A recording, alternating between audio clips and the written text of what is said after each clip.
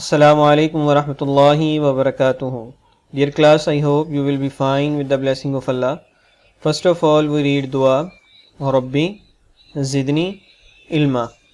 Dear class, आज हम lesson number 47 में अलजब्रिक एक्सप्रेशन का जो चैप्टर हमने शुरू किया उसी से मुतल्लिक आज हम नए एक्सरसाइज का आगाज़ किया था हमने लास्ट लेसन में।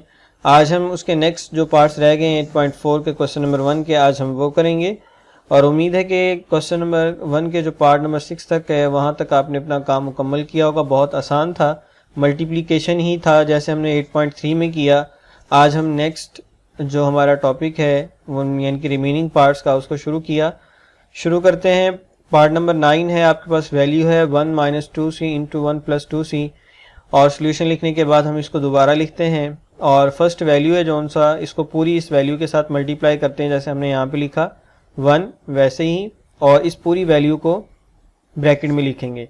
आगे माइनस का साइन है वो लिखेंगे और दूसरी वैल्यू अब 2c है। अब इस 2c के साथ अब इस पूरी वैल्यू को मल्टीप्लाई करेंगे जैसे हमने लास्ट सम्स में किया।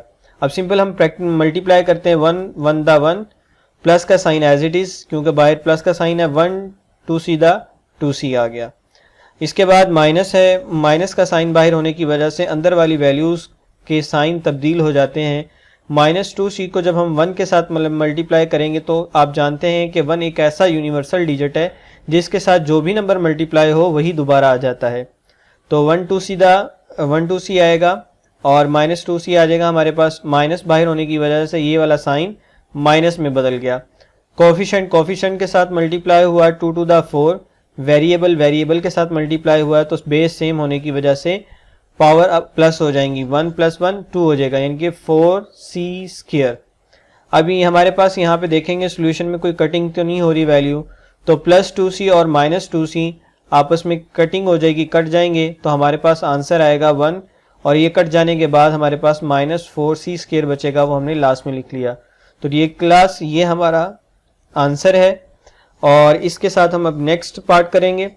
पार्ट नंबर लास्ट है आपका 12 3 - b into 2b - b² + 3। Solution लिखने के बाद इसी वैल्यू को हम दोबारा लिखते हैं और सेम वही मेथड, पहला नंबर लेंगे उसको साथ आगे वाली पूरी वैल्यू को यानी कि जो दूसरी वैल्यू उसको मल्टीप्लाई करेंगे। माइनस है, माइनस लिखेंगे, b लिखेंगे और उसके बाद कि जो आगे नेक्स्ट वैल्यू है उसको फिर दोबारा लिखा जाएगा और फिर इनको हम मल्टीप्लाई करते हैं। अब 2b के साथ 3 को मल्टीप्लाई करेंगे तो 3 to the 6 और b वैसे आ जाएगा क्योंकि इसके साथ कोई वेरिएबल मौजूद वेरी गुड नहीं है। अब 3 को b के साथ करेंगे तो माइनस आएगा, वैसे ही 3b² प्लस वैसे ही 3 को 3 के साथ मल्टीप्लाई किया तो 9, वेरी गुड। माइनस है आगे तो अंदर वाले सारे साइन तब्दील होंगे, माइनस वैसे आएगा। अब b के साथ कोई कोफिशिएंट मौजूद नहीं है, कोई नंबर नहीं है तो हमारे पास ये वाला 2 वैसे ही आ जाएगा। इसके आने के बाद b हमारे पास क्योंकि वेरिएबल सेम है तो पावर प्लस होकर इनके b² हो जाएगा। ये माइनस है और अंदर भी माइनस है तो साइन तब्दील होकर प्लस में तब्दील हो जाएगा। तो b को b के साथ मल्टीप्लाई करेंगे, इसकी पावर 2 है तो इसमें एक और ऐड हो जाएगी b³। बाहर माइनस है अंदर प्लस है, साइन तब्दील होकर माइनस में हो जाएगा और b को 3 के साथ करेंगे तो ये 3b आंसर आ जाएगा। अब हम क्या करेंगे, इनको जो हाईएस्ट पावर है उसके मुताबिक लिखते हैं। तो इसमें हाईएस्ट पावर है जौन सी वो हमारे पास 3 है। b³ हमारे पास आगे क्योंकि प्लस का साइन है तो यहाँ पे ना भी लगाएं तो प्लस ही समझा जाएगा। इसके बाद b² वाली वैल्यू को लेंगे, वो हमारे पास दो वैल्यूज हैं, -3b है और -3b² है और -2b² है। पहले किसी भी वैल्यू को आप लिख लें, चाहे 2b² को लिख लें -3b² को लिख लें, बात एक ही है। इसके बाद आप देखें पावर 2 के बाद पावर 1 आती है। पावर 1 वाली वैल्यू हमारे पास भी मौजूद है, वो 6b और 3b है। जो प्लस 6b के साथ यहाँ पे साइन प्लस का है क्योंकि कोई साइन ना होने की वजह से साइन प्लस कंसिडर किया जाता है।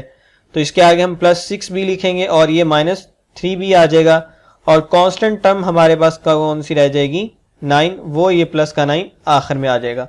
ये हमने पावर वाइज यानी कि चीज़ों को जो वैल्यूज थी उनको हमने तरतीब दे लिया।